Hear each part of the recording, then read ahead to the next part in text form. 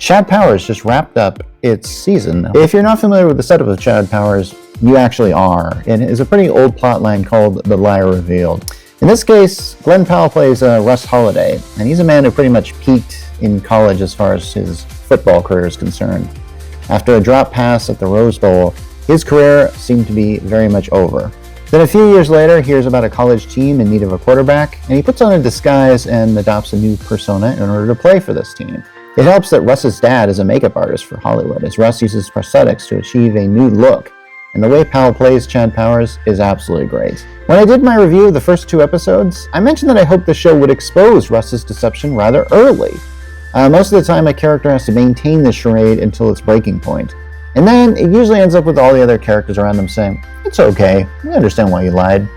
Okay, major spoilers ahead, but the last episode showed that the assistant coach, Ricky, the coach's daughter, and the one that Russ has kind of developed a close relationship with, has discovered Russ's identity.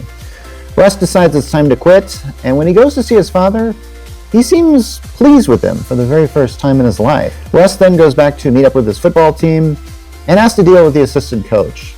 He gives her a speech about how Chad is like real and their relationship is real and stuff like that, and I'm so glad that she just doesn't buy his schmaltz. Now, the biggest problem that I have with this show right now is that Russ has to manipulate Ricky in order to keep his secret. This actually harkens back to the first episode, as the coach did have to pull some strings in order to make sure that Chad is a student when he is clearly not. If the Chad Powers charade is exposed, then the coach is going to be outed as a liar, and then it gets pretty much bad for the whole team and the whole school in general. Now, it's pretty clear that the team relies on Chad to win games, which means they are dependent on him. And there's some great episodes of this first season, and I'm just going to assume there will be a second one. I still want to see Russ Holiday get outed as Chad Powers right away, almost as soon as possible. Just get that over with. A second season is just going to ensure that he has to keep this whole thing going. And I'll be very honest in saying we should not be rooting for Russ Holiday to succeed. Best case scenario, Chad Powers wins the game and takes the team to the championship. That would bring him great fame, and eventually the press would just track down that he has no past. Unless Russ really wants to try and double down on his lies, but this is just going to crash down around him, and he knows it. And when that happens, pretty much all the games he plays are just going to essentially be undone or made invalid.